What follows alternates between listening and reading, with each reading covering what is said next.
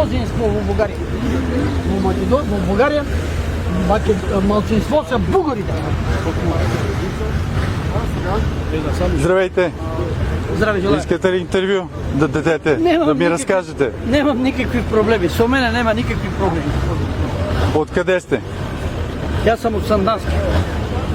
Казвате, че българите са малцинство в България. Да, в България има българи, да. И они се налагат тия кагаузите там по Варненско. Тия са жалки остатъци от на времето. Така. Всичко друго не е българи, не е българи. Чувал ли сте за братя Миладинови? Се разбира. Техният сборник с народни песни. Да.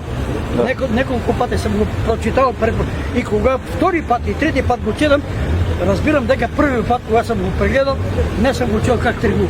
Така. Неговото заглавие е български народни песни. Защо?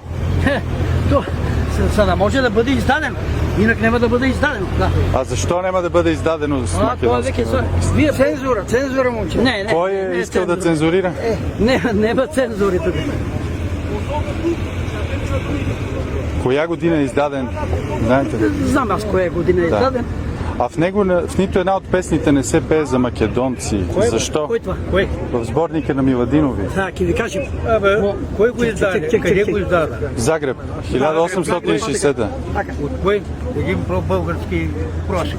Йосип Штросмайер. Същия. Йосиф Штросмайер, кой? Бугър ли? Не. Не е. Въпросът е защо в нито една песен там не се пее за македонци.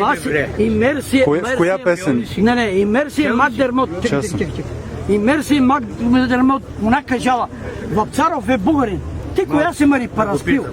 Кажи ми една българска песен, която се пее за България. В Миладинови? Не, в Миладинови. Българска песен, с която се пее за България. Кажи. Моя страна, моя България. Чували ли сте? Не.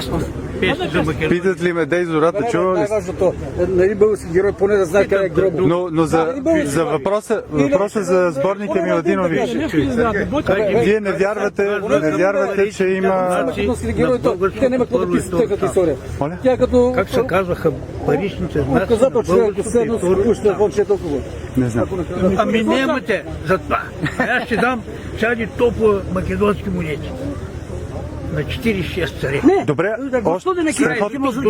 страхотно. А защо не се пее в сборника на Миладинови за македонци? Кирил и Методик, защо? Философ, В нито една песен не се пее за македонци. Чия азбука е създал?